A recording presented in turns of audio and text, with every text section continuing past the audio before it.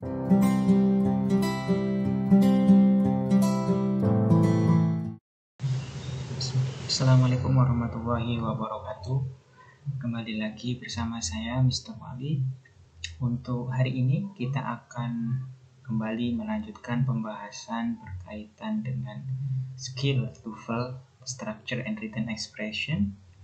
Dan pada hari ini kita akan fokus pada adjective clauses, atau kita sebut juga dengan klausa kata sifat. Bagaimanakah adjective clauses itu terbentuk dan apa fungsi dari adjective clause? Kita akan coba bahas ini lebih lanjut lagi di slide berikutnya. Baik, kita coba mulai yang pertama. Oke, kita awali dengan sebuah pertanyaan. What is an adjective clauses? Apa itu adjective clauses? Jadi ini ya pertanyaan yang harus kita bersama-sama coba renungkan untuk mengetahui apa itu adjective clause. Tapi sebelum itu kita akan coba mereview terlebih dahulu apa yang disebut dengan adjective. Ya, apa itu adjective dulu? Adjective adalah kata yang menerangkan atau memberikan informasi terhadap kata benda. Ya, jadi itu adjective. Fungsinya adalah untuk menerangkan lebih atau memberikan informasi tambahan terhadap kata kerja. Contohnya di sini ada misalkan I like to watch funny movies. Funny di sini adalah kata sifat ya atau adjective yang artinya lucu. Nah, kata sifat ini memberikan penjelasan terhadap kata benda movies. Jadi artinya movies yang lucu ya, film yang lucu gitu. Kemudian ada contoh yang kedua, big juicy strawberries are delicious. Jadi ada kata big, ada juicy, ada delicious. Big sama juicy ini sama ya, kata sifat menerangkan strawberry. Delicious juga sama menerangkan strawberry. Contoh yang lain di sini adalah careless drivers are dangerous and irresponsible. Ini ada 3 kata sifat ya. Yang pertama careless, ini mensifati drivers. Kemudian dangerous juga sama mensifati drivers. Irresponsible juga sama menerangkan atau memberi keterangan terhadap drivers.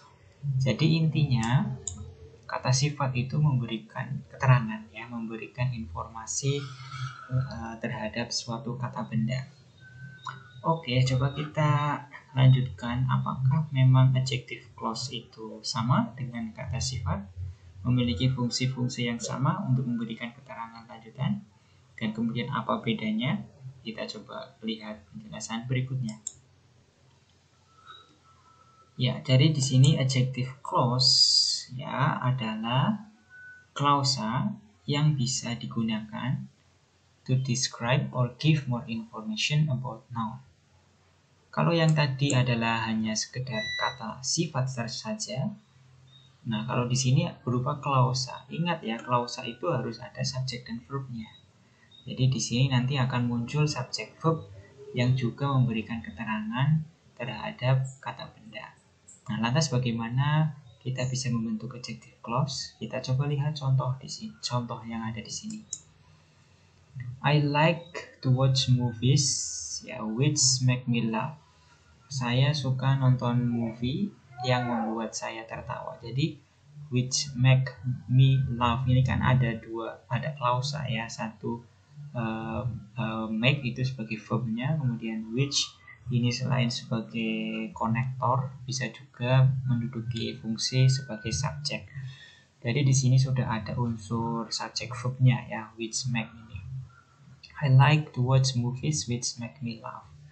Ya, which make me laugh ini memberikan keterangan terhadap kata benda movies itu.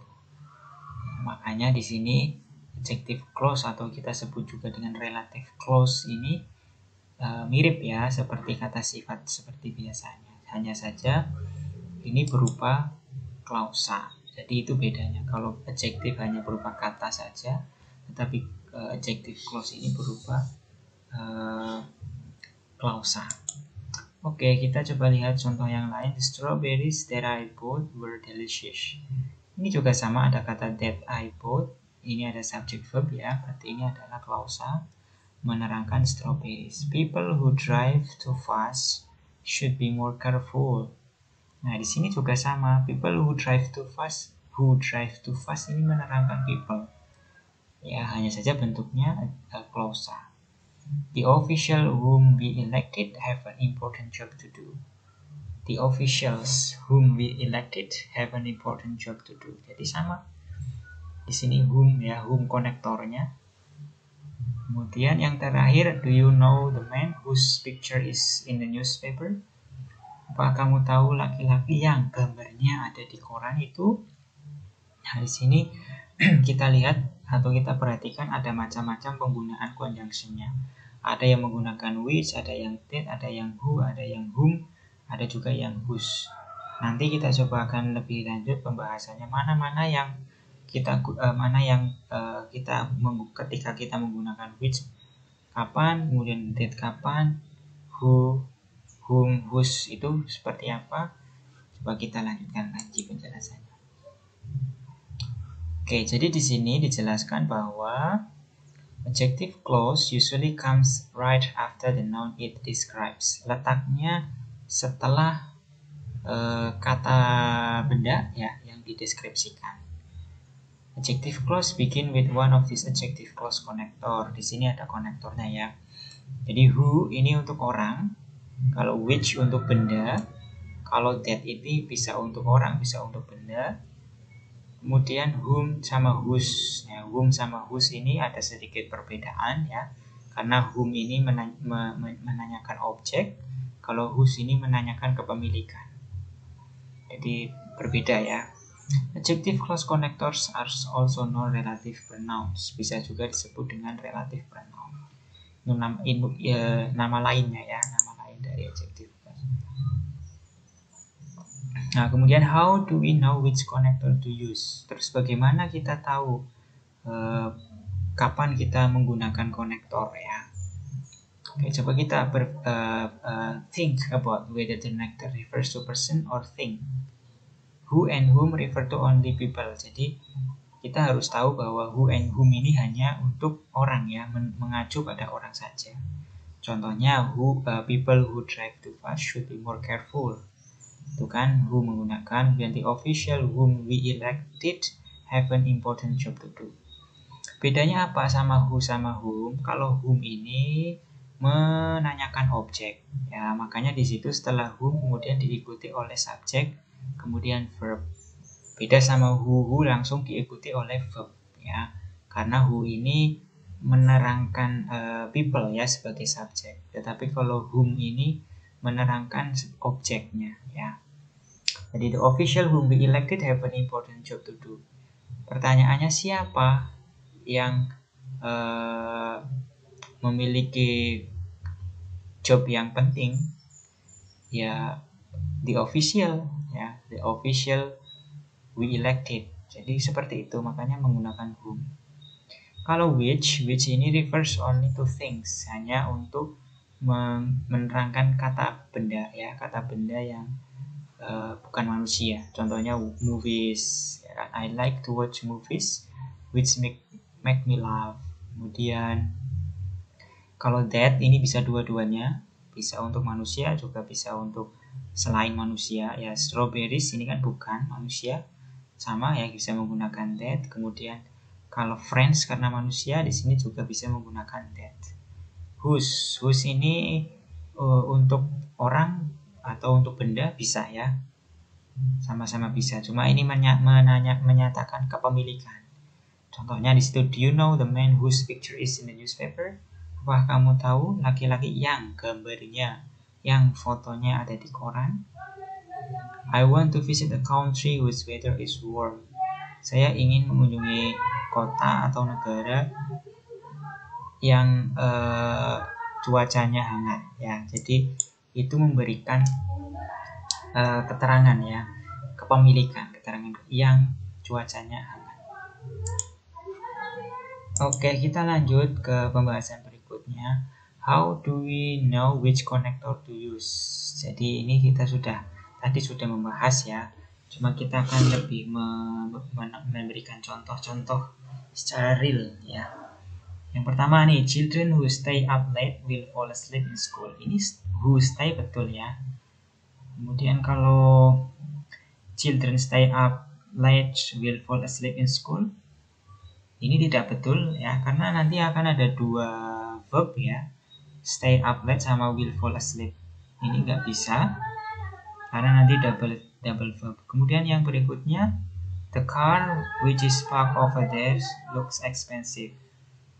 Ya, di situ which ini artinya yang ya, yang diparkir di sana kelihatan mahal. Kemudian kalau the car is parked over there looks expensive, tidak bisa ya, karena butuh that sebagai konektornya. Kalau tidak ada konektornya, tidak bisa ya. Oke, kita lanjutkan ke berikutnya. How do we know which connector to use? Ya, sometimes connector is the object of the adjective clause. Ini tadi ya, kita sempat bahas juga. Kadang-kadang konektor itu adalah objek dari adjective clause. Contohnya di sini whom, which, or that. Ini bisa menjadi objek ya, objective of the adjective, tidak selamanya menjadi subjek. In informal speaking or writing, we can also use who, but it's better to use whom on the twofold. Jadi lebih baik menggunakan whom karena memang menghubungkan objek ya, objek dari adjective clause itu sendiri. Contohnya di sini, when the connector is an object, we can omit it. Ketika konektornya ini adalah objek, maka kita tidak bisa mengomitnya. The movie which we saw was really scary. Ya, the movie we saw was really scary. Ini harusnya tidak ya, harusnya ada which-nya ya. The secretary whom they hire is good with computers. Ini juga sama ya, menggunakan whom. Itu karena memang harus ada ya, harus ada whom di situ. Oke, kemudian kita lanjut ke berikutnya. Adjective clause with preposition. Bisa juga kita menggunakan adjective clause dengan preposition ya. Contohnya di sini ada the hotel in which we stayed was very luxurious. Ini kan in which kan preposition ya. Kemudian to whom you spoke, ini juga sama, to ada to yang menjadi prepositionnya. Kemudian yang nomor 2, the hotel which we stay in was very luxurious. Ini juga sama ya, ada which sama in. In ini menunjukkan adanya preposition. When we use second pattern, we can omit a connector, but not if we use the first pattern. Jadi kalau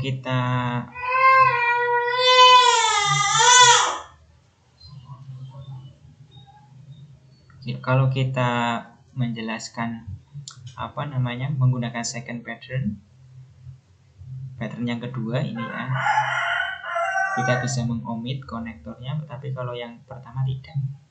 In which tadi kan ada, kalau in which ini satu kesambungan. Kalau yang pattern yang kedua ini kan which in-nya dipisah.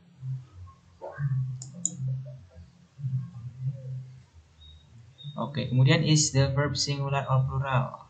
Ini juga mempengaruhi ya, apakah verbnya plural atau singular. Kalau verbnya singular ya adjective clause-nya juga harus mengikuti. Sama ya, kalau verb subjeknya plural juga verbnya harus mengikuti ya, sama-sama mengikuti pluralitasnya. Oke, kita lanjut. Ada yang disebut dengan restrictive non-restrictive clause. When we use an adjective clause, sometimes there are no comma around it. Ya, ketika kita menggunakan adjective clause, kadang-kadang tidak ada koma.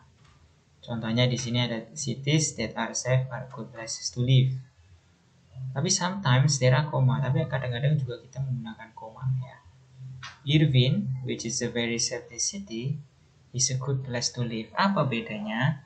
Ya, kenapa kok yang contoh nomor 1 ada koma, kemudian yang kedua tidak ada koma?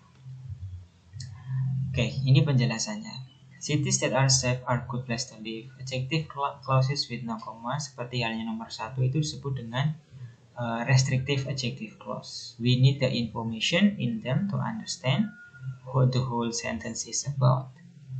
We are not saying that all cities are good place to live, ya, only cities that are safe. The adjective clause restrict or limits the number of things that sentence is talking about. Jadi di sini mengapa tidak ada koma? Karena kita ini membatasi, ya, ingin membatasi, menrestrict safe atau adjektif yang berupa safe itu. Jadi cities that are safe ini maksudnya kota yang aman. Berarti bukan semua kota itu aman, ya.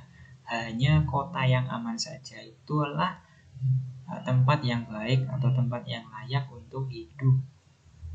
Jadi di situ perbedaannya.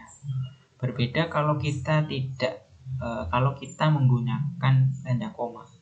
Itu artinya akan berlaku untuk semuanya, ya. Jadi misalkan di sini Irvine, which is a very safety city, ya berarti ini very safety city ini ya menjelaskan si Irvine ini, kota Irvine. Irvine ini nama kota, ya. Adjective clause with comma lagi are called non-restrictive adjective clause. We don't need the information in the clause to understand which thing the sentence is talking about. Jadi ini jelas, ya. Jadi pokoknya kalau kita ingin menjelaskan yang sifatnya keseluruhan, ya, berlaku untuk keseluruhan, Irvine, which is very safety city, ini kan keseluruhannya menjelaskan Irvine, ya. Ya, mengacunya hanya pada Irvine saja. Jadi itu namanya non-restriktif. Tapi kalau tadi kan restriktif karena membatasi. Karena tidak semua kota itu aman, ada juga yang tidak aman.